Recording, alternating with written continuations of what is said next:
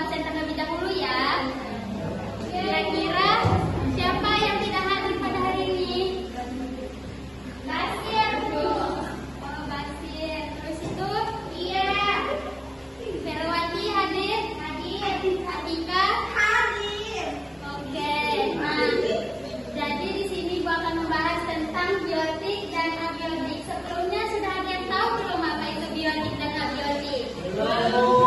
Oke, karena pada belum tahu apa itu biotik dan abiotik, mari kita belajar bersama ya. Di sini aku akan menjelaskan biotik terlebih dahulu.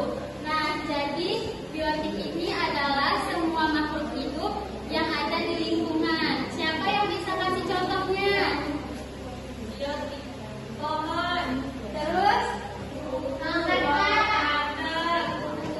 Ya, benar sekali. Nah, jadi contoh dari komponen biotik itu ada pohon, kelinci, kupu, rusa, dan katak. Nah, semua itu termasuk komponen biotik karena mereka dapat untuk bernafas, bergerak, tumbuh, dan juga berkembang biak dan membutuhkan makanan. Nah, sekarang ada yang tahu nggak apa itu komponen abiotik? Batu, gunting. Nah, jadi komponen abiotik itu adalah semua benda yang tak hidup yang ada di lingkungan. Contohnya itu yang seperti tadi ada matahari, batu, air, tanah, dan udara.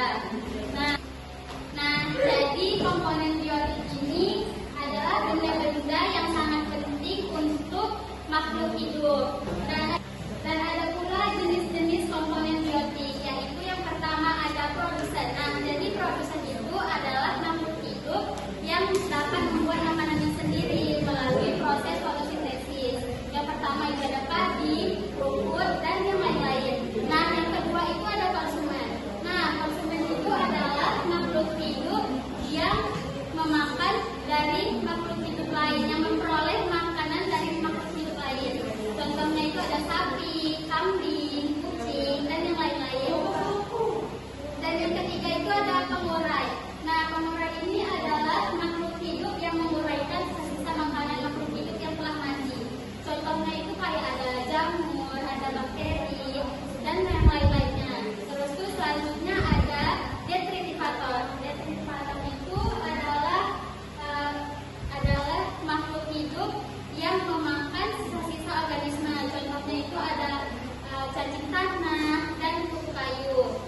Nah, selanjutnya Ibu mau nanya nih, apakah komponen biotik dan abiotik itu saling berinteraksi, saling berhubungan? Saling.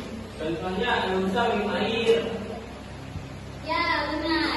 Nah, jadi mereka itu saling berhubungan karena contohnya seperti tumbuhan juga memerlukan air, cahaya matahari, dan juga tanah. Dan hewan juga memerlukan air dan tanah. Contohnya seperti katak. Katak hidupnya di air dan juga di tanah. Maka dari itu, biotik dan abiotik saling berhubungan dan membentuk sebuah ekosistem.